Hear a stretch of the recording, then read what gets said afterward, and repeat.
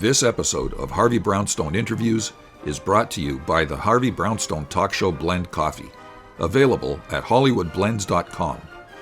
Everyone's saying it's the best coffee they've ever tasted. Why not give it a try and see for yourself?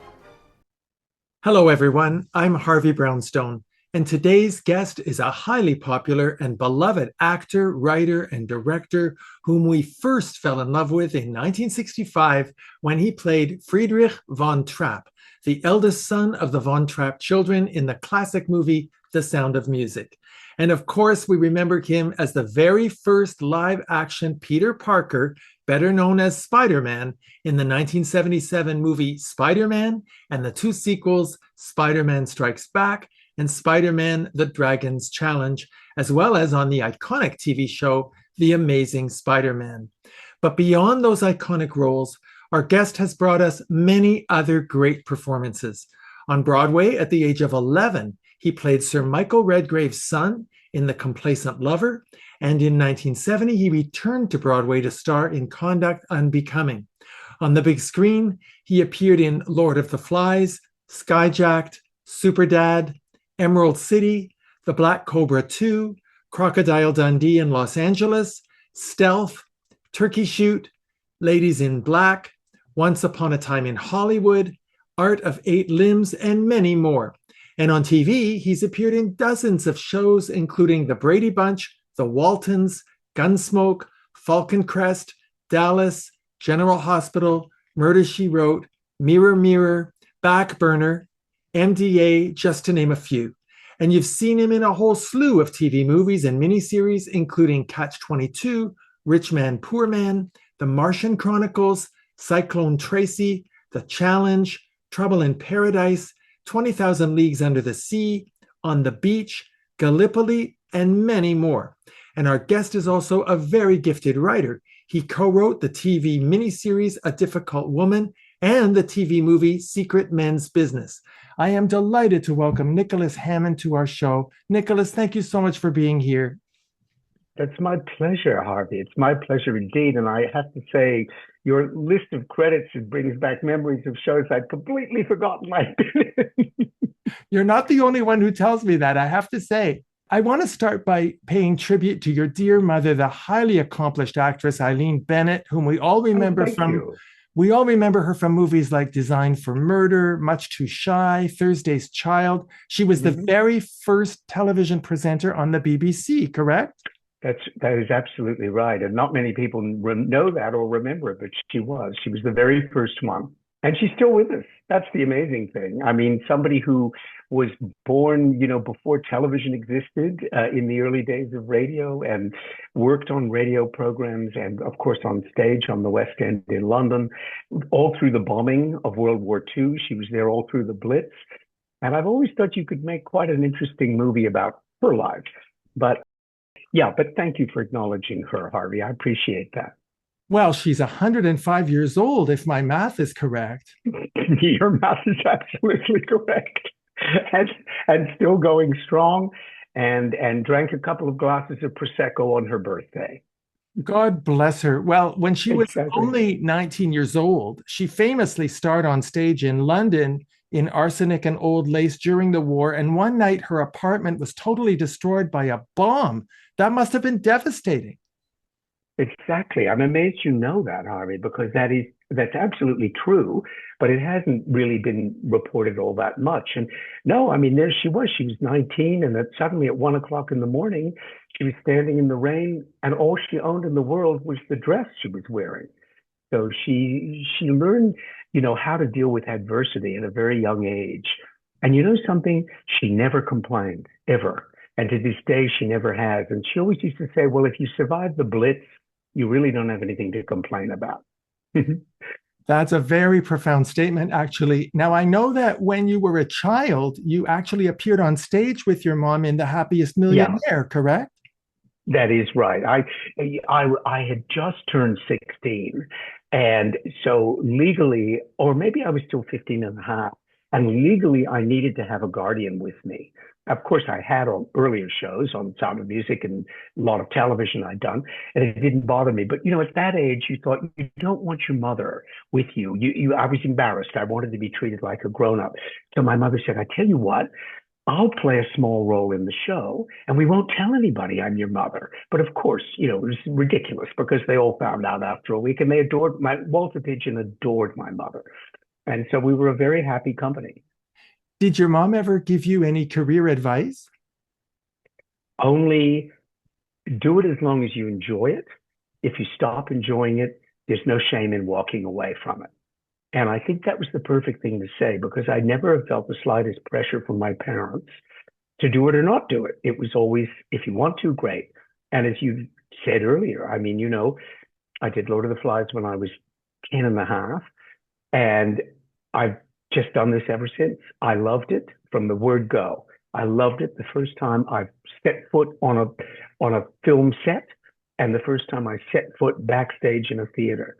And I still do, Harvey. I'm about to do an Agatha Christie play in January, and I'm as excited about doing that as I have been about any show I've ever done. So I'm really pleased that I haven't lost that love of it and the joy I get from it. Well, you were clearly meant to do it. I read that you decided to be an actor at the age of 9 after seeing My Fair Lady starring Julie Andrews and Rex Harrison in their very last performance on stage at the Drury Lane Theatre in London. Can you still remember, Nicholas, what made you fall in love with the theatre?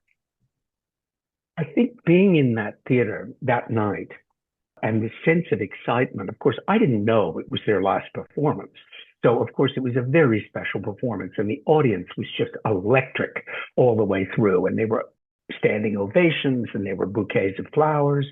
And I think as a little boy, I just thought, what better way could you spend your life than in doing things like this? And, I told Julie that story, of course, when we did Sound of Music, and she thought it was remarkable that I just happened to have been there. So, I mean, as a sidebar to that, Harvey, when we did the film, nobody at 20th Century Fox knew who she was. No one on the crew knew who she was. And I was the only one of the kids who had ever heard of her. And of course, a few years before, I'd sat there in the theater watching her get 16 curtain calls at the end of My Fair Lady. And I'm sitting on the end of the bed while she's singing My Favorite Things to Me. And I'm in my pajamas and thinking, I can't believe this is real, And for the other kids, it was like, oh, she's some English girl, who's come out to do this movie. And the crew was a bit that way with it. They weren't disrespectful, but both she and Christopher, they were not Hollywood people. And Hollywood crew, and all the people around a film, they were treated with great, respect, but they weren't treated, if Betty Davis had walked on the set or if Clark Gable had walked on the set, it would have been a whole different thing. And in a way, it was probably good because we were a little bit more relaxed that way on Sound of Music. We didn't have that pressure. But again, your research is amazing because that is absolutely true. I was there for her last performance ever with Rex Harrison. What a memory to have. And you have another connection with Julie Andrews. She was the original Cinderella in the Rodgers and Hammerstein musical on television. And a few years ago, you appeared on stage in Cinderella in Australia. I did. You played the Lord Chancellor Sebastian. So you've really come full circle with Julie Andrews, haven't you? Oh, yes. In fact, in her opening night telegram that she sent, email these days, but she sent me an opening night message and she said, Nikki, we've come full circle. And that's absolutely right. I have. And ironically, the character I was playing, the Lord Chamberlain, in her production, that had actually been the king and had been played by Walter Pidgeon, who had been my father 3 times in a movie and 2 plays. So it was like a double family affair. Yeah, it was, and I loved getting up on stage and doing a Rodgers and Hammerstein show again. I mean, it just was heaven. I just enjoyed it so much. It was just magical. Now, of course, you've been immortalized for your role as Friedrich in The Sound of Music. What's really shocking to me is that you were cast in that role after hundreds of children were auditioned. You had never been a singer or a dancer. Were you shocked that you got the part? I suppose I was. I mean, I remember when I went into the audition, I can remember it very clearly. It was at the old NBC studios, which was up at the Upper West Side of New York. And for the first time, it struck me of what was happening because, I'd worked on TV and I'd been on Broadway and I thought, okay, great. William Morris has got me an audition for a movie. Terrific. But when I did walk in and the room was packed with kids and they were all practicing their dance steps, they were all singing scales up and down. And these were professional singers and professional dancers. And I thought, oh my heavens, what have I gotten myself into here? But fortunately for me, Robert Wise was more interested in someone who could act the role. He thought, we can teach you the dance steps, we can teach you the songs, but I want children who I actually believe them in the scenes. And he didn't want any of the kids who'd ever done it on stage because he thought they're going to be locked into a performance that I won't be able to change. And I got cast, and I was the first of the kids cast. So then when I was flown to LA, one by one, they started. I mean, I can't tell you how many Liesels I did pillow fights with for my favorite things because it seemed like every day there was a different girl in that rehearsal room auditioning for Liesel. And so, yeah, and they finally came together. And of course, Robert Wise, being the great director that he is or was, he picked wonderful kids, and they are my friends to this day. It was a great, great group. When we had Angela Cartwright on the show, she said that of all the Von Trapp children, every single one of them really did feel like they had become a family. Did you feel that way? Yeah. Oh, I still do. I still do. I mean, we have that relationship between us that is very tight. And now in these days of emails, of course, we stay in touch all the time. I mean, sometimes it's for kind of work reasons because, there'll be somebody that wants to use our image in something, and then we have to talk about it. Do we want to do that? But then a lot of times it's just for fun, getting together for each other's birthdays or weddings or ceremonies when we're all in the same place at the same time. Yeah, I mean, Debbie and Dwayne and Angela and Kimmy are still, I consider them like my siblings. Yeah, and we have all our lives. When you were on the set with Christopher Plummer and Julie Andrews, did you see them as role models that you would want to emulate in your own career? Yes, very much so. I mean, because I was so certain I wanted to do this as a profession, I watched them really carefully every day. I mean, especially Julie, obviously, because we were with her a great deal more. I watched her work ethic, how hard she worked, the seriousness with which she took the job. She'd have a lot of fun when we weren't working, but once work started, it was absolute laser focused.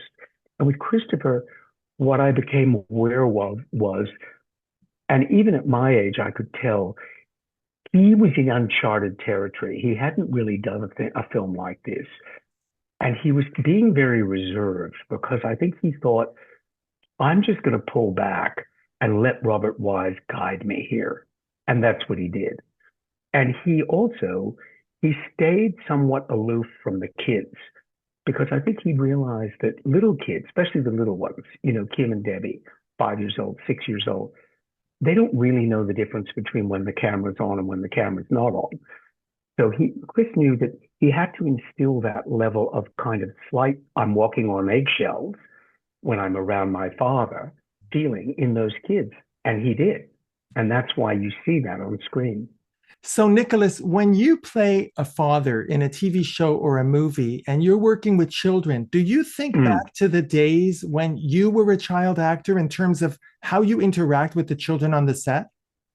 Absolutely. I do, on two levels. One, that thing that I just said that Christopher did about trying to maintain that emotional state all day long.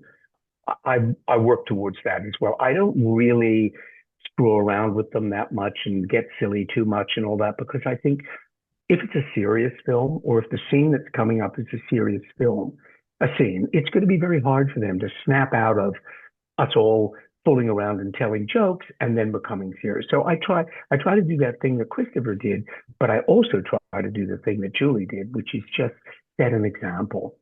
I try to show them, if these kids are going to pursue this career, I want them to see it's an honorable career, but it's also a career where you have to take it seriously and you have to be willing to work very hard.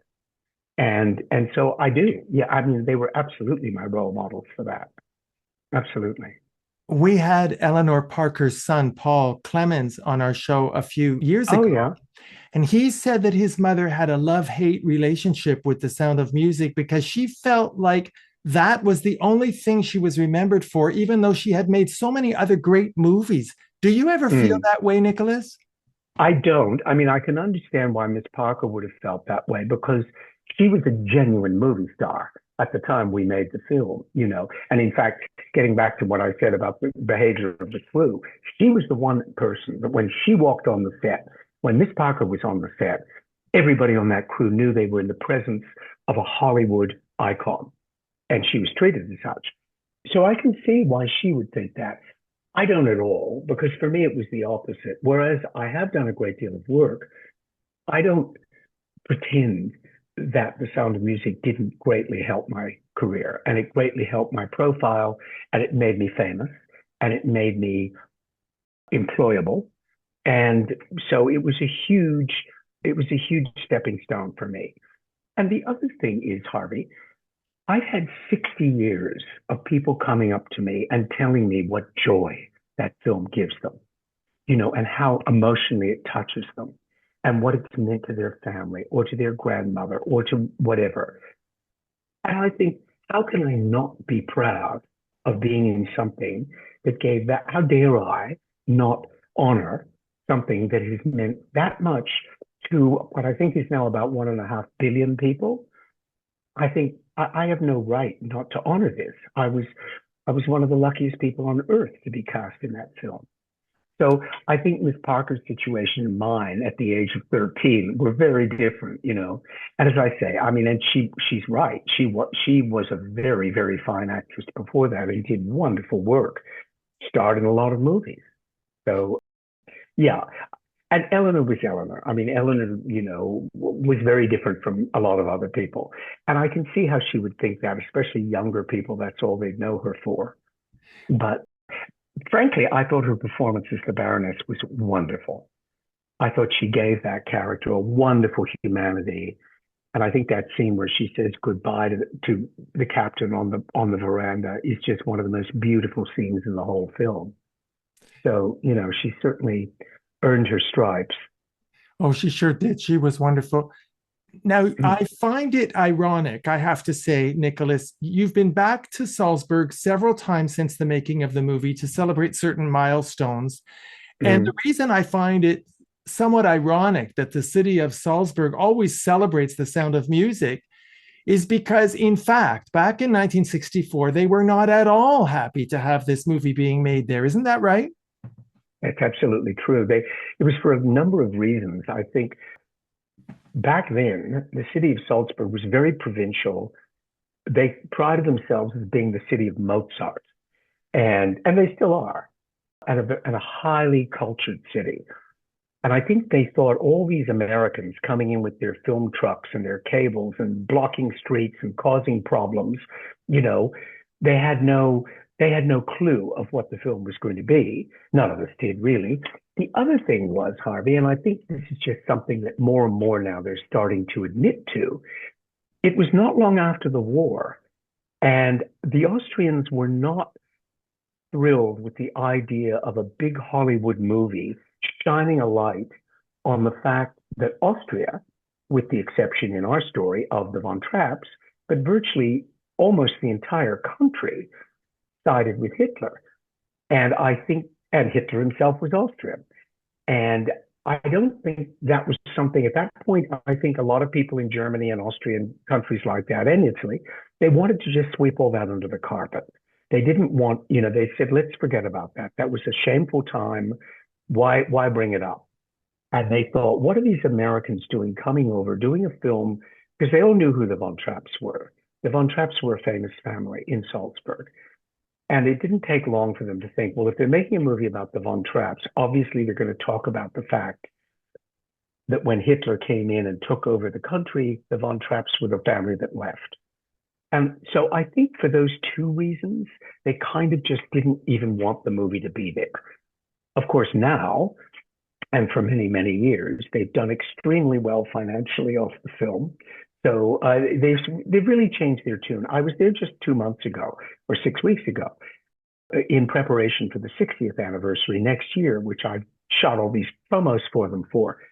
And I mean, the attitude now is they are very, very grateful for the film. They embrace it. I mean, there are endless businesses in Salzburg that are completely supported by the hundreds and hundreds of thousands of tourists that come every year because of The Sound of Music. And they realize now they have a lot to be great. And indeed, they are planning a huge gala week of celebrations, October of next year, which will be exactly 60 years since the movie opened. And I hope to be there for it because it sounds terrific. Oh, it's going to be a very monumental event for sure.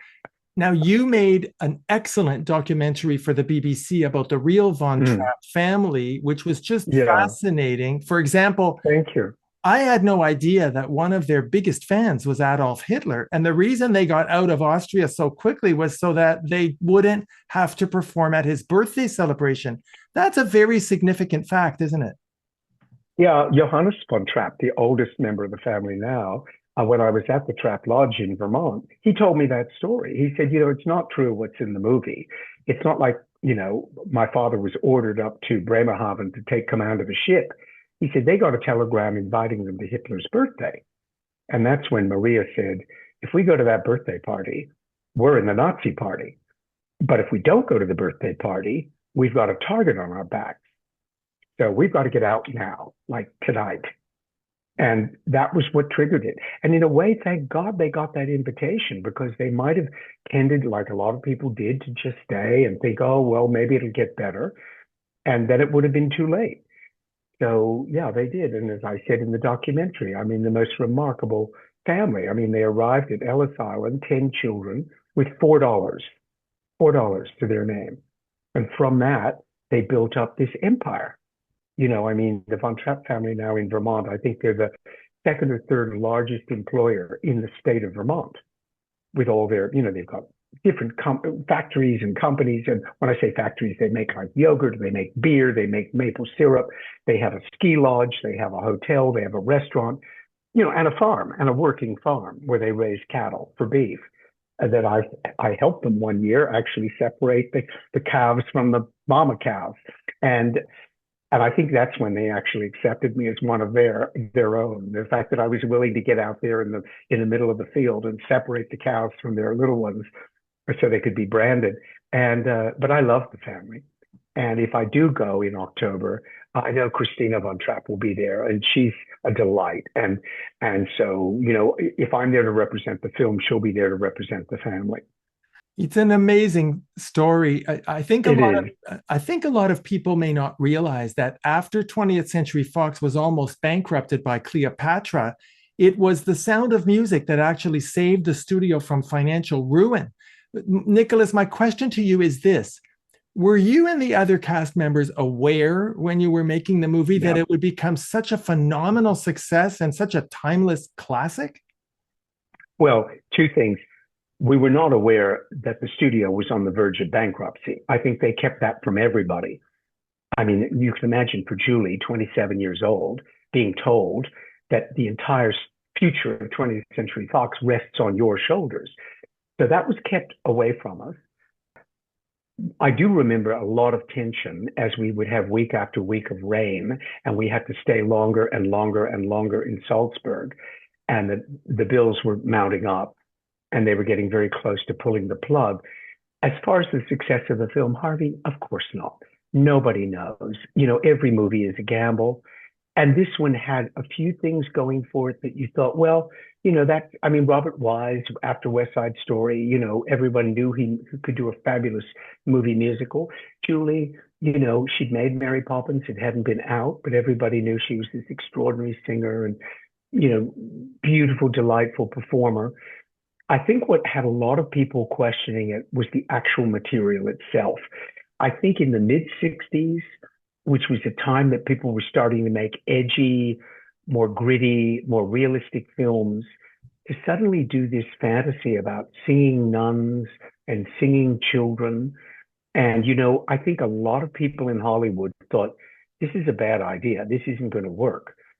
And it really wasn't until the first premiere in Beverly Hills when we saw the reaction from the audience. That was really the first sign. We all kind of looked at each other. It got about 6 or 7 standing ovations through the movie. I mean, Do Re Mi got one, endless numbers got standing ovations. And so by the end, we all kind of were looking at each other going, I think this is something special. And the reviews the next day were raves. And, it was at a slightly dark time for Hollywood. The studios were all kind of in a state of flux because the new wave of filmmakers. And I remember the headline, I think it was in Variety, that said, Sound of Music restores one's faith in the motion picture industry. And I think for a lot of people, they felt that. So, yeah, and that was the first start. And then we continued from there. And as I say, to this day, amazingly enough. It's a movie that is so imprinted on our childhoods that it's hard to imagine our childhoods without that movie. I want to take you back to April 18th, 1965, when you appeared on the Ed Sullivan Show. What are your memories of that experience? Well, 2 memories that I can tell you right away. The night before the Ed Sullivan Show, I wanted to see a show on Broadway, and my agent, Ed Robbins at William Morris, he got my mother and me 2 tickets to see this new show that was still in previews called Funny Girl. And we went to see this show, and this 19 or 20-year-old girl walked out on the stage, and I thought to myself, ooh, she isn't really very pretty, is she? And then she opened her mouth to sing, and you thought, this is the most beautiful woman I've ever seen in my life. And obviously, it was Barbra Streisand. So that made a huge impression on me. It kind of intimidated me because the next day to have to get up live and sing live on the Ed Sullivan Show, which is, you remember in those days, it was the most widely watched show on American television. I mean, it would have an audience of 30 or 40 million people. And I thought, I'm still not really a singer, I mean, and so, but we did it. I think we sang So Long Farewell. And we wore our costumes from the movie. And that was the last time, that was the only other time that the 7 of us performed in public, with something from the film. Yeah, I remember it very, very well. And we then went and did a little junket in England and Japan and a few places where we appeared on a lot of talk shows, but we never performed again. And so in a way, it's kind of a wonderful memory. I'm sure that footage exists somewhere because it would be quite fun to see it again now. I was 9 years old at the time. I will never forget seeing that performance and telling my parents, I have to see that movie. And if I could have known then that I would get a chance to talk to you and to have interviewed Angela Cartwright and become friends with her, I'm pinching myself every moment that we're talking with each other. Well, that's what's the beautiful thing about that movie. Everybody's got a story like that they were 9 or they were 12 or they were 14 or they were 16. And it seems that whatever age you were, you kind of connected with the child who was that age and then followed that child forever. And that's just lovely to think that there's this huge global sense of people who all feel connected to the Von Trapp family from the movie. Yeah. Oh, good. Well, I'm glad you watched the Ed. Well, there you go. You see, it got you to want to see the movie. And I guess that was the whole point of us doing it. It sure was. Now, for all of those Brady Bunch fans out there, I have to mention that Nicholas played Doug Simpson, the handsome jock who canceled a date with Marcia Brady when she got hit in the nose with a football. And he didn't want to be seen with her looking like she did with a swollen nose. So, Nicholas, did you get a lot of feedback from fans after playing that role? Well, weirdly enough, everybody still adores that episode. But I do like to point out to people because they think, what a jerk Doug Simpson was to dump her just because she hurt her nose. But as I say, it actually is a little bit of a morality tale because it was Marcia who dumped the nerdy boy so she could go out with me. So basically, it was just it came full circle, of the karma that where she had dumped him, and the excuse she gave to that boy was something just came up. So when I saw her nose and didn't want to take her to the dance anymore, I said, something just came up. So she got her own words said back to her. But yes, they even made a Broadway show out of that one episode. They turned it into a play, which is astonishing because I don't know how many years the Brady Bunch was on, but a lot of people did a lot more episodes than I did. I did one, and that's the one everybody remembers. So again, I'm very lucky because between Lord of the Flies, Sound of Music, Brady Bunch, and Spider-Man, I've done a few things that people still remember, and that's gratifying. And now there's the whole Tarantino fan club, so I'm delighted to be in that universe. Oh my God, you've done so much that is so memorable. And of course, I'm sure you know that the excuse that you used to cancel that date, which was something suddenly came up, has become a pop culture catchphrase. It's all because of you. Isn't that amazing? I know. Well, it's because of the script writer, but I got to say the words. You're absolutely right. The other reason I wanted to do that episode, because I'm a little bit of a film nerd, is it was directed by a guy named Jack Arnold, and he had directed Creature from the Black Lagoon, which was an old horror movie, sci-fi movie that I loved. And so when my agent said, well, it's being directed by Jack Arnold, I thought, oh, how fantastic. I'll get to meet that guy. So there were all those reasons for wanting to do it. In 1973, you played Nately in the TV movie version of Catch-22. Yeah. Your role was played by Art Garfunkel in the 1970 movie. Were you influenced at all by his performance? No, I think we were kind of, because, we had Richard Dreyfuss playing Yossarian, and I played Nately, you're right. And then a very good actor named Frank Welker played the other major role. And we were kind of kept away from the film and sort of said, actually, what was much more of a sort of a touchstone for us was MASH.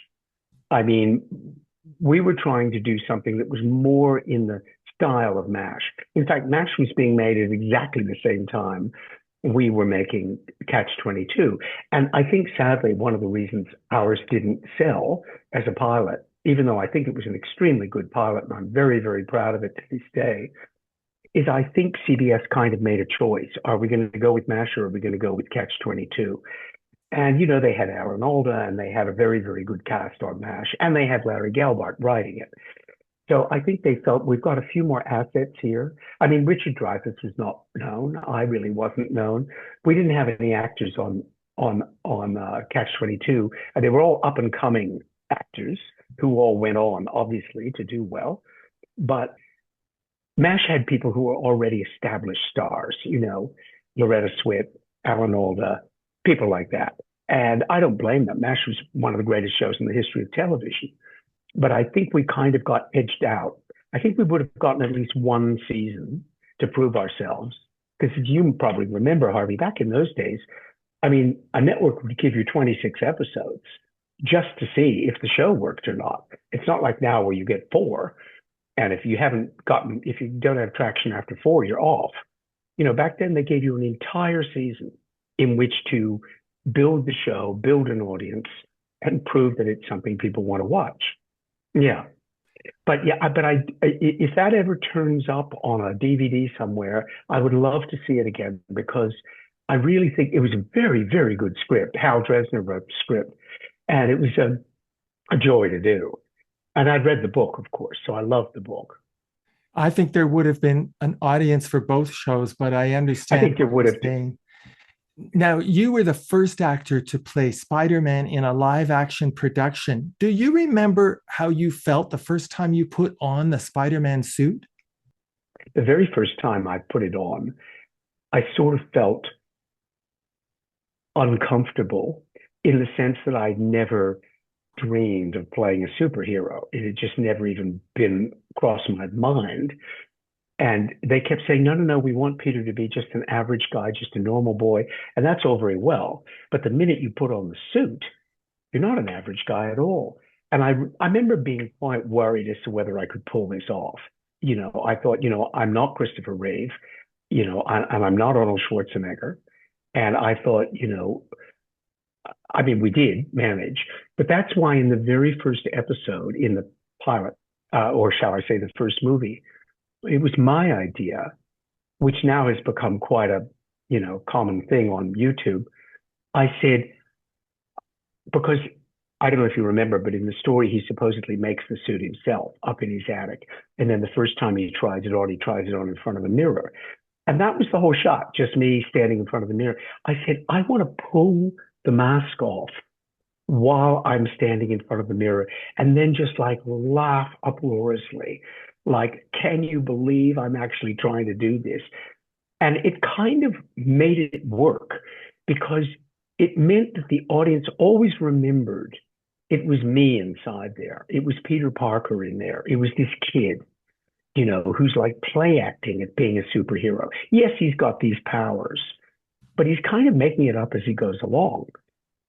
So to answer you, long way of answering your question, my initial response was kind of like, oh my gosh, can I do this? Can I pull this off? Am I going to make a fool of myself?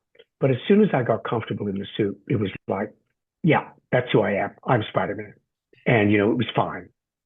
Did you have any contact with Stan Lee, the creator of Spider-Man? Oh, yeah. Oh, yeah, yeah. There's quite a famous photograph. In fact, it was in our Sound of Music scrapbook of Stan and me standing in front of a McDonald's in Manhattan with our McDonald's coffee in our hands. I always thought it's amazing McDonald's hasn't used that as an ad campaign.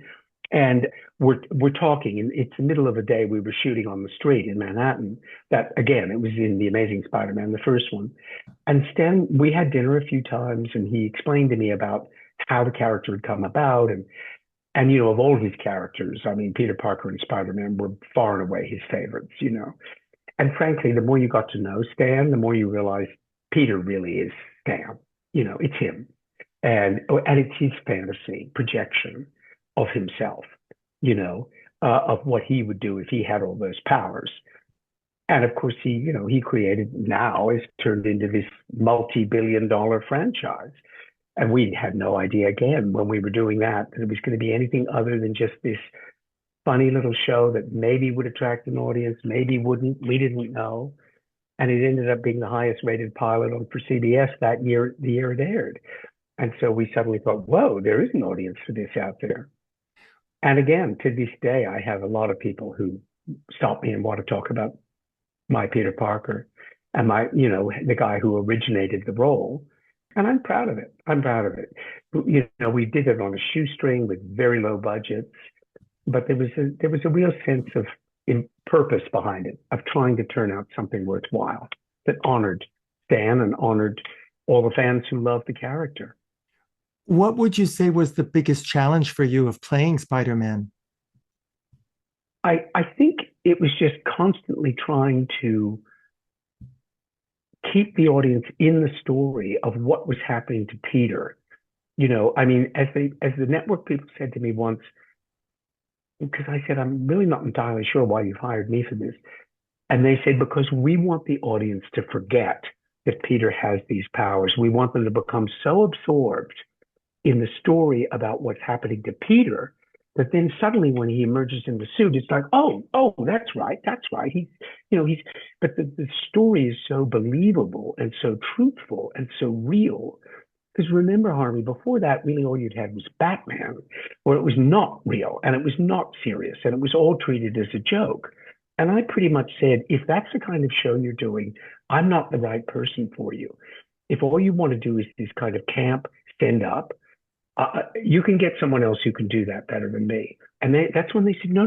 We want the opposite of that. We want a show that is completely truthful and believable. So I think that to me was the challenge, was to always keep the audience connected to what Peter was doing and what he was saying. Can I tell you my favorite episode? Yes, please do. My favorite episode was the one where you played two Spider-Men, a good one and an evil one. Did you enjoy playing that dichotomy? Very much. I loved that. Was called Night of the Clones. And I loved it because I think every actor's dream is to play a dual role, like two brothers, two whatever, where one's the evil, one's the good one. And it's just like such fun to do. It's a complete joy. No, a lot of people mention that episode, and I can remember so clearly shooting it. And of course, it's always more fun playing the evil one because I thought I play good Spider-Man all the time. I want to play the evil Spider-Man. And yeah, it was a real pleasure. And the other one that I loved doing was the one in Hong Kong because it was like doing a big, big feature. And the sets were wonderful and the locations were wonderful. Very, very fine young Asian actress named Rosalind Chow, who played my girlfriend on it, who still works to this day. I see Ros when I'm in Santa Monica. And and that was a great pleasure because again, it was like, oh, I thought we're making a real movie here. We're blocking off whole streets of Hong Kong, and it was fabulous, really fantastic. Yeah, I love that episode too. Now, I'm sure you're well aware that the role of Spider-Man has also been played by Tobey Maguire, Andrew Oh, of course, of Garfield, course. Tom Holland, Max Favreau, Jake Johnson, Chris Pine. I'm probably leaving somebody out. Have you kept up with all the Spider-Man movies? I've seen a couple of them. I saw the original one that Toby did, and I saw one of the Tom Holland ones, and I thought both of them were terrific. I mean, everybody brings their own take on the character, and of course, they all had different directors, so the directors come in with a different perspective. But I mean, yeah, they're doing fantastic jobs, and I think it's great that they are, and and I do think it would be fun if I came in and did like a little 30-second cameo on one. I have so many people fans that say to me, "Oh God, we'd love to see you just like walk across the screen." And I say, "Yeah, well, if the studio asks me to do it, I'll be delighted to do it because I do think that would bring a lot of people pleasure." I think that's really true. They should have invited you to do a cameo in the No Way Home movie with Tobey Maguire and Andrew Garfield, don't you think? Yeah.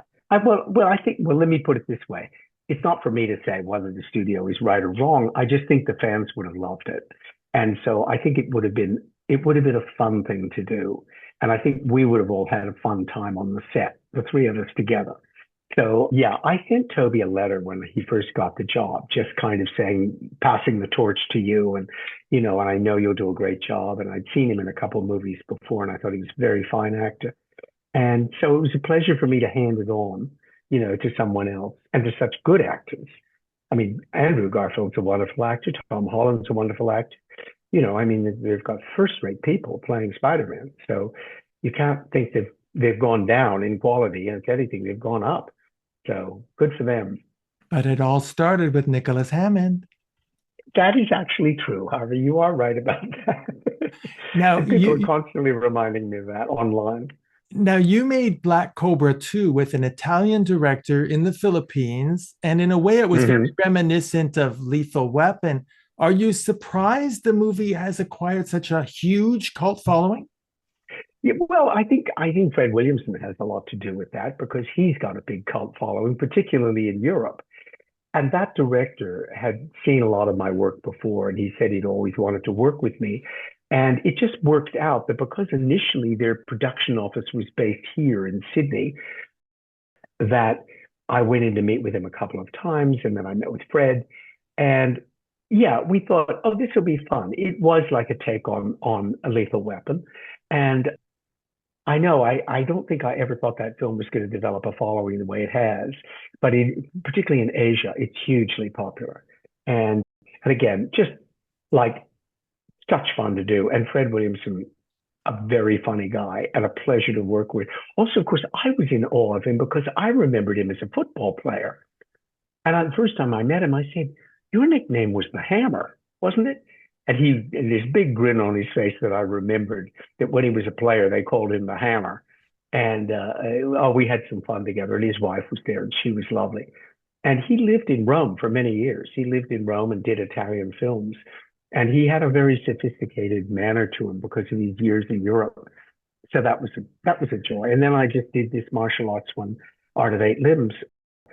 That was as a favor to Quentin Tarantino's producer, Shannon McIntosh, called me up and said, "Do you want to come to Bangkok and do a movie with me?"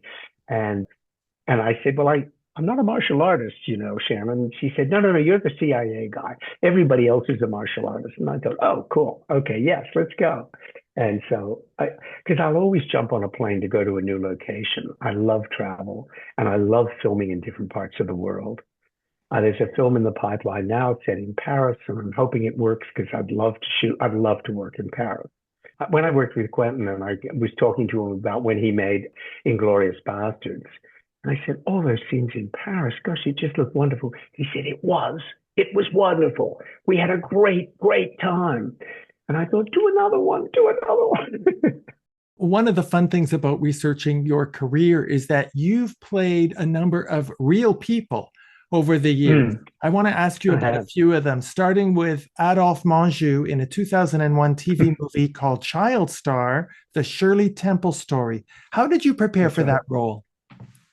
Studying a lot of Adolphe Menjou movies and photographs and trying to read about him just to see if I could get his manner and the way he walked and, the way he held himself. And there was something about those actors who started in the silent days or right after the silent days that they had a much more theatrical kind of bearing to them than actors do certainly now. And so it was kind of capturing some of that. Yeah, that was probably it for that one. In 2005, you played another real person, Aaron Spelling, in a TV movie called Dynasty, The Making of a Guilty Pleasure. Now, he was still alive when you filmed that show. Did you ever get to meet him? I didn't, but I knew a lot of people who knew him very well. Robert Urich was a very close friend of mine, and Bob had done lots of shows for Aaron. And then when I did Once Upon a Time in Hollywood, of course, I worked with Luke Perry, and I knew that Luke had known Aaron very well. He knew I played him, and it had gotten back to him. And he went on about what an extraordinarily wonderful man and how many people behind the scenes that Aaron, they all called him Uncle Aaron, that the careers that he helped, as Luke said, he said, no one at the network wanted me for Beverly Hills 90210. And he said, Aaron Spelling said to me, I'm going to pay you out of my own pocket for the first season because the network will not give me any money to pay you because they don't want you in the show. And he said for the entire first season, he just got paid privately by Aaron. And then, of course, his character became the most successful, biggest hit on the series. And so Aaron had the last laugh. And he did the same thing with Bob Urich. Bob told me this story that, he'd done Spencer for Hire, he'd done Vegas, he'd done all these shows for Aaron. And then Bob got cancer. And he tried to keep it a secret a long time, but the National Enquirer blew the story, and the phone stopped ringing. No one would hire him because even though the cancer was in remission, no one wanted to take the risk insurance-wise and everything else. And Bob, who was married to one of my Sound of Music sisters, was very, very down about that. And he gets a phone call from Aaron saying, I'm doing a remake of Love Boat. How'd you like to play the captain? And Bob said, Aaron, I've got cancer. And like 2 days a week, I go in for chemo. He said, we'll shoot around you. And he said, and after I have the chemo, I'm very, very tired. He said, we'll have a bed in your trailer. You just rest. We'll shoot around you. Whenever you feel up to it, you come out and shoot a scene. And he said, no one else in Hollywood would have done that. And he said, and that was Bob's last job. But it gave him a job, and it gave him a reason to get up in the morning and go to work. And, and those little stories, the world never heard. I mean, what you hear about Aaron is, the huge house and, all the money and, all the kind of trappings of enormous wealth and all that. But you didn't hear that other side to him. And I tried to bring a bit of that into my characters. And also his incredible affection for his wife, for Candy. And what a real team they were. I mean, what a real team creatively they were as well. So, yeah. And of course, that show you're talking about, that was really a show about the writers who created Dynasty. And so, of course, they owed everything to Aaron as well. They were a husband and wife pair. And apparently Aaron had just gone to them and said, write me a Dallas. I need a Dallas. And so they basically did their take, but set in a city rather than out on a ranch. And it didn't do very well the first year. It was kind of struggling. And Aaron said, you know why we're not doing well? We don't have a JR. we don't have a villain. So they brought in Joan Collins. And as soon as they brought in Joan Collins, the ratings just went through the roof. So he was a bit of a genius when it came to knowing what a show needed, and in spotting somebody like Luke Perry out of every kid in Hollywood, you know. So yeah, I have great respect for him. Well, 2 years ago, we had Aaron Spelling's wife, Candy, on our show. And I want you to know that she very much approved of your portrayal of her husband. So Oh, that means a lot to me. That should be very gratifying. Well, if you have any way of communicating with her or her people, please pass on to her my great thanks that she said that. It's a great relief because whenever you play a real life person, you want to honor their memory. You want to think you've done something that portrays them in not necessarily in the best light possible, but in a truthful light. That you haven't diminished them in any way. And so I'm very pleased to hear that. I'm still waiting to hear from Zoe Wanamaker of what she thought about my portrayal of her father. But that one was a very specific kind of portrayal that Quentin wanted. He didn't want just an absolute impersonation of the real Sam Wanamaker. He wanted a character that was more similar to a character Sam himself had played in a movie called The Competition, a movie with Richard Dreyfuss and Amy Irving, where he played a very larger-than-life, slightly flamboyant, very pleased with himself director. And he said, I want you to play him like that. So basically, I watched The Competition a few times and I read other things. And I looked at Sam's mannerisms and I just tried to invest those qualities into what I did, but also, again, still with some integrity. And sadly, two scenes that didn't make it into the film because it's so long were scenes between Leo and me. And I thought they were brilliantly written scenes that Quentin wrote of the relationship between a director and an actor, of how a director gets a performance out of an actor and the way he coaches him and encourages him and gives him little clues and little notes. And we played one of those scenes, and that was the scene that actually was meant to go just before the scene where Leo's got the little girl on his knees and he's threatening them with blackmail. And it made more sense because up until then, he's been sort of screwing up, and he suddenly does this scene brilliantly. And it made a great deal of sense when you had seen the director say to him, now I want you to do this. I want you to think about that. I want you to do this. I want you to have this emotion inside while you're doing this. And I think an audience would have found that fascinating.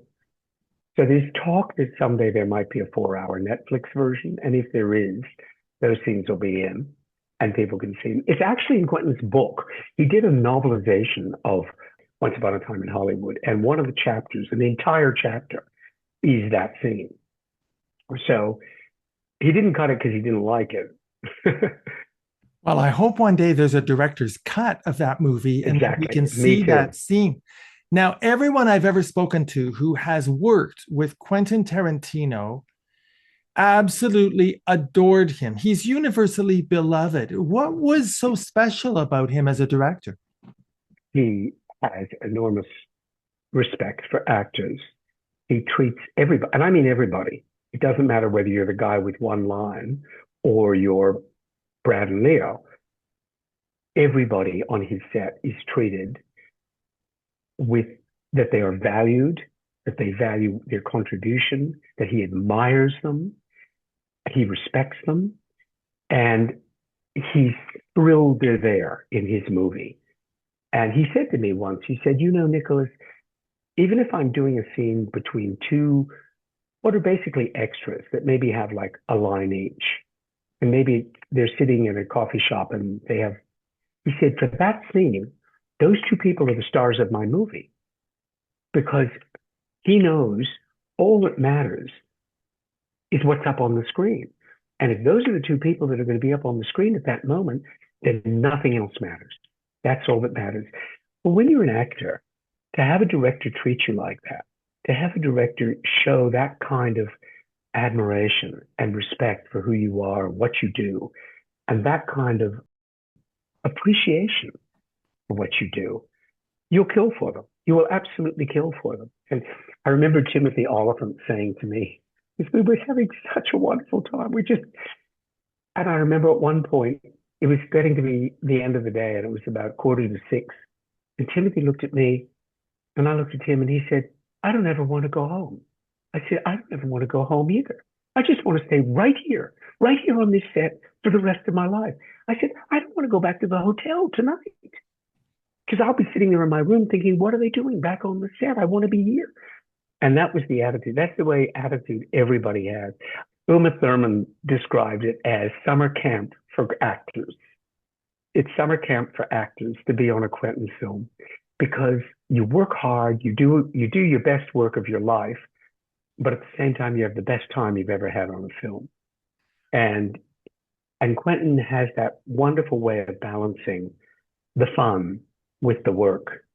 And he's great at it. I think the world of him. I just absolutely think he's a genius as a filmmaker, but I think he's a really fine man as well in the way he doesn't need to treat people that way. And a lot of directors don't.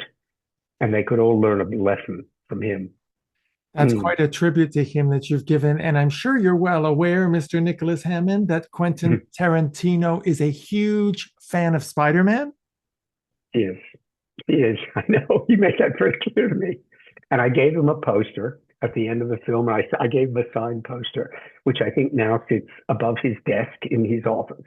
And no, he was a big, big fan. And we talked a great deal. Well, funnily enough, just quickly, I'll tell you, when my manager said, Quentin Tarantino would like to meet you, and I didn't even know he was making a movie. But someone had told me he'd shown my original Spider-Man movie in his movie theater, the New Beverly, in Beverly Hills. And I thought, oh, well, if he showed my movie there, he must like the film or like the character. And of course, I'm a huge fan of his. So I said to my manager, of course, I'd love to meet him. I'd love to. Thinking I'll go in, I'll have a cup of coffee and we'll talk about Peter Parker and that'll be great. You know, I'll get a chance to meet Quentin Tarantino. And we did. We did that for about an hour. And then he started saying, you know, all the Westerns I'd done when I was young, Gunsmoke and Dirty Sally and Oregon Trail and millions of Westerns. And we segued from Westerns. And then he said, did you ever see a Western? He said, it might have been a little bit before your time in Hollywood called Lancer. And I said, no, that one doesn't ring a bell. And then he said, named all the cast that were in it. And I thought, well, Quentin knows everybody who's in anything. And he said, and it was directed by Sam Wanamaker. And I said, really? I said, the same Sam Wanamaker who started the Globe Shakespeare Theatre in England? He said, yeah, that's right. And I said, he was an actor too, wasn't he, Sam Wanamaker? He said, yeah, he was. He's a very good actor. I said, no, well, I didn't know that one. And he reached in his desk and he pulled out a DVD of the Lancer pilot. And he said, well, Sam directed this. Why don't you have a look at it? So I thought, okay. And we talked a little bit more. And then I had to go to catch a plane. And on my way to the airport, I rang my manager, you know, just to say, well, you know, I had a great, you know, it was a really nice 90 minutes. I think it would have gone on longer if I hadn't had to go to the airport. And I said, you know, he's amazing. He knows everything I've ever done and he knows every actor I've ever worked with. And I said, you know, he's a fantastic guy. But I don't quite know why he's handed me this DVD of this thing called Lancer. And he said, you've just been offered the role of Sam Wanamaker. So between the time I left and before I got to LAX, they'd obviously made the call and said, yeah, we want him. So, but he never once mentioned Once Upon a Time in Hollywood. He never once mentioned the movie. And I thought, how cool is that? How cool is that? You cast somebody just because of the vibe. You don't ask them to read. You don't ask them to audition in any way whatsoever. You just have a talk with them. And I thought, yep, that's why. Because if he had asked me to read, I probably would have been a nervous wreck, you know, reading for Quentin Tarantino. But this way, he saw what I was really like instead of trying to perform. And yeah, as I say, I cannot speak highly enough of him. He's the best. What an instinctive, intuitive guy. And it makes me think, Nicholas, about the fact that you moved to Australia in the 80s. You've made a lot of movies and TV shows there. You've just talked about a really iconic American director who is so intuitive and so instinctive and really non-traditional in the way he casts. I'm just wondering, what would you say is the major difference between the entertainment industry in Hollywood and the industry in Australia? Not a lot. It's pretty similar. I mean, obviously it's a smaller scale here. The thing that attracted me about coming here was it was at a time where I was doing a lot of television in LA and doing fine off of it financially, but none of it was there weren't a lot of risks. It was all pretty formulaic. And that was just me. I'm not saying all of Hollywood was like that, but that was just that was the lane I was in. And I saw a couple of Australian films that really, really impressed me. And I go, whoa, boy, those are bold movies. Be interesting to go where they make that kind of movie. And I came out for a visit and I got cast in a miniseries and then I got cast in a number of movies. And what I realized is people are much more willing just to take a chance here. And they're more willing to kind of go out on the edge. And it might fail, it might blow up in your face, and it might work. But because you're not talking about hundreds of millions of dollars, they're much smaller budgets, and you don't have like whole committees of people at a studio telling you what to do. You've maybe got one producer, maybe two, that's it. So you don't have to go through all these echelons to get approval for anything. It means that braver movies get made. I mean, I know the whole indie culture everywhere, they still make very brave movies, but the studios don't. They really don't. Not very often, very, very rarely, unless you have a star who has such power that the star actually just makes them make a movie like that. George Clooney makes movies he makes very interesting movies, but he's George Clooney, I mean, and the studio does it to humor him, but they're the best movies he does, I think, of those movies. But I saw an Australian film called Breaker Morant, and I saw a film called Careful He Might Hear You. And both of them, I just thought, these are two of the best films I've ever seen. And then I watched an American film called Tender Mercies that was made by this Australian director, Bruce Beresford. And I thought, I want to get to know him. I've just finished my 5th film with Bruce Beresford because we found we worked together very, very well. So I did Mao's Last Dancer and I did Ladies in Black. And now I've just done one called The Traveler. And I'd done 2 before that and a movie, a play. So I've established a kind of a group of people now that I work with here. But that said, Harvey, I would get on the plane this afternoon to work back at home in LA because for me, there's nothing nicer than walking on a set in Hollywood. So it's not like I've turned my back on Hollywood. I would go, well, like, as you know, that's why I did the Tarantino. And if something came up tomorrow, and it was the right film, I'd be there in a heartbeat. I really love the fact that your movies, especially recently, are very plausible. They're believable. You mentioned Art of Eight Limbs. For the benefit of our viewers, it's about a CIA agent who goes undercover at a martial arts training camp, which is suspected of being a cover for chemical weapons. And you played the CIA station chief in Bangkok.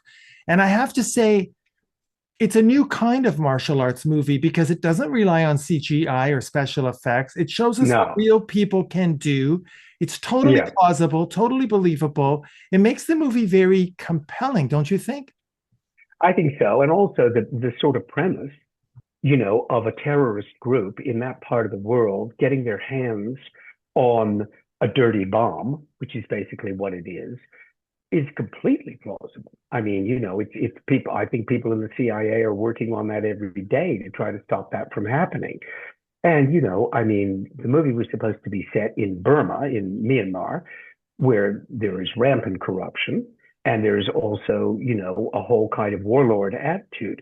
So the idea of those people using that kind of weapon, if they were able to get their hands on it, that could happen tomorrow. So it's not like there's some James Bond fantasy. These are very real, modern world issues and problems. And my character of the kind of station chief who runs a bar as his cover, that he's just, as far as everybody knows, he's just an American expat who has moved over there and he's bought himself a bar and he runs the bar. But of course, upstairs, he's got all the equipment that is connecting him back to Langley. And I thought it was all completely plausible. And even the fighting, the Muay Thai fighting, as they call it, it's all real. I mean, the guy who played the CIA guy, he's a Muay Thai fighter.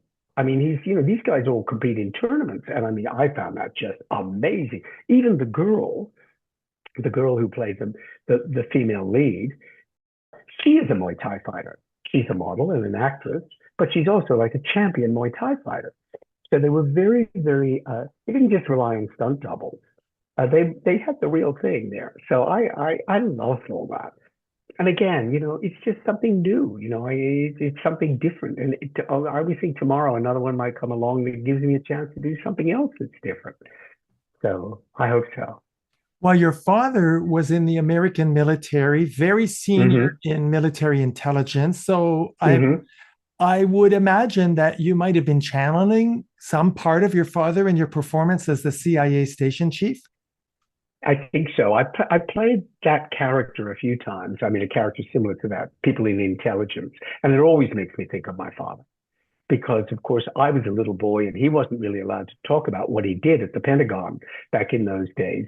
But I've often, and he sadly passed away, so I never was able to ask him, but I've always projected, I'm now playing somebody who was like Dad's age then. What would he have been doing in this circumstance? What would he have been thinking? And yeah, you're right. That is my direct connection every time I play someone in intelligence. It's very perceptive of you to notice that. Nicholas, when you look back at your life and your career, you're one of the very few child stars who successfully transitioned into adulthood, both personally and professionally. You're still working, you're busier than ever. How do you think you managed to avoid all the pitfalls, especially substance abuse, that so many other child actors fell into when they grew up? I was very fortunate to have great parents who, just getting back to your very first question, because they never pushed me. I never felt that pressure that I think a lot of child actors feel, where they're responsible for being the breadwinner for the family. And when that goes wrong, it can go very wrong. And suddenly there's no work and there's no money coming in and the kid doesn't know how to handle it. And it can create terrible problems. My role models were Patty Duke and Haley Mills, because when I was 9, 10, 11, I watched Patty Duke in The Miracle Worker, and I watched Haley Mills in Whistle Down the Wind and Tiger Bay and some of her early British films. And I remember thinking, first I thought, well, they're the same age as me, and if they can do it, I can do it. There's no reason just because I'm young that I can't do it. But I also watched them through their lives, and I just realized you don't have to go off the rails. You don't have to be crazy. Sally Field is another one. I mean, she wasn't a child actor, but she started when she was very young. She's doing great work to this day, So I think it's an attitude thing, and also you just have to be satisfied within yourself that what you're doing is enough. And I think where I think child actors get into trouble is they think it's going to be this way forever, and you're going to get all the attention lavished on you, and you're going to be making money and all that when you're 7, 8, 9 years old. And generally speaking, it's not. My agent, I had a wonderful agent who was also Patty Duke's agent. And when I got to be about 17 or 18, he said, I think you should go to college. I think you should take 3 years off, if not 4 years off, go get a degree, come back as an adult actor. Don't try to make the transition from being an aging child star. And so I stopped working when I was 17. I went to college. I graduated. I got skyjacked with Charlton Heston the day after I graduated, flew to LA, and no one on that set of Skyjack was looking at me as a former child star. I was just an adult actor, along with all the other adult actors. And Susan Day and I, who were playing boyfriend and girlfriend, we were the two youngest, but we weren't looked at as being kids. We were just looked at as being young featured actors. And so it was the greatest advice because I loved going to college and I loved getting a degree just to get the knowledge. And it was right thing to do. I've seen it too many times where 19, 20, 21-year-olds are still trying to be 14. It doesn't work, Annette Funicello. I mean, there are a number that did that. And it wasn't their fault. It's just you can't be 14 forever. And you have to make the break and come back and get treated seriously as an adult. So I did. And then I worked a lot at Universal in television right after doing Skyjacked and, started doing, as you quoted at the beginning, some of the first TV movies and miniseries. I think Rich Man, Poor Man was the first miniseries ever made that I did with Peter Strauss and Susie Blakely. And a lot of those early movies of the week, as they used to call them back then, movies for television. So I had a great adult training in Hollywood. I never went to acting school. I just acted. That's all I ever did. Quentin always says he didn't go to film school, he went to films. And I always think, well, my version of that is I never went to acting school. I just acted. I've just acted since I was 9. And I've just never stopped. And I'm always learning. And I'm always trying to get better. And that's all you can do, really. And the other thing about you, I mean, it's quite remarkable that you are self-taught, you are intuitive, you're instinctive. But I get the impression, Nicholas, I don't think you've ever been unhappy in this business. No. In fact, the only time I've ever been unhappy or even a bit unhappy is when I haven't been in this business between jobs. I mean, as I said to you, I remember saying this to Angela Cartwright. I think it was that, or maybe it was Linda Pearl, that I said, all I want in life is to go to bed each night knowing that my name is on the call sheet to work tomorrow. And I've always thought if I wrote a book, I would call it My Name on the Call Sheet, because I think it doesn't really matter what the role is. Doesn't matter whether it's TV or a movie or what. I just want my name on the call sheet. I just want to be there. And I want to know when I get up in the morning, a car's going to pick me up and take me to the studio, and I'm going to be in that magic place, surrounded by people who I think are members of my tribe and the people I love the most in the world and that I would rather be with rather than anybody else in the world. So no, I'm never unhappy in this business. So what about writing a book? Well, I've been asked by a lot of people to do it, and I keep sort of half jokingly say, well, I have to stop working first. Don't have time to write a book, but I am just quietly starting to gather little bits and snippets of information.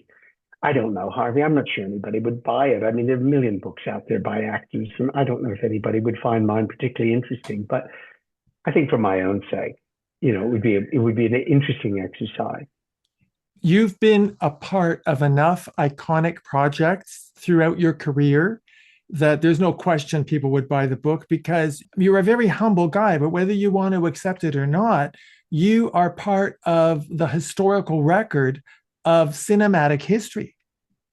Well, I guess that probably is true when I think how different the industry is now from the way it was when I started in it. So it kind of is an entire generation of more, probably 2 generations of filmmakers that I've kind of gone through. And yeah. I mean, Robert Wise, very much of the old Hollywood school, and then Quentin, from now, you can't get any more cutting edge than him. And so maybe I will. I think the more we've talked today, the more I think that might not be a bad idea. And you've jogged my memory about so many things because your research is impeccable, Harvey. Oh, absolutely impeccable. Thank you so much for saying that. Well, now you got to promise me, Nicholas, that when you write that book, you'll come back on our show to promote it. I'll not only come on the show, I will sign a copy and send it to you. I promise. That really, really makes me happy. Thank you so much. It's been such a pleasure meeting you, having this opportunity to celebrate your life and career. Thank you for all the great performances. And thank you so much for taking the time to appear on our show. It's my pleasure. So all the best to you, Harvey. Thank you again. Our guest has been the renowned actor and writer, Nicholas Hammond. My name is Harvey Brownstone. Thank you all for joining us. See you next time. Thank you to my producer, Steve Silver, my managers, Rick Marcelli and Robin Bragg Marcelli at the Marcelli Company in Hollywood, my director of programming, Robert Monaghan, my PR directors, Eileen Shapiro and Jimmy Starr, and my entire team at the XPTV1 network in the UK. Thanks for watching. Be sure to check out all the great interviews on the Harvey Brownstone Interviews YouTube channel. Don't forget to subscribe and ring the bell to be notified when new videos are posted.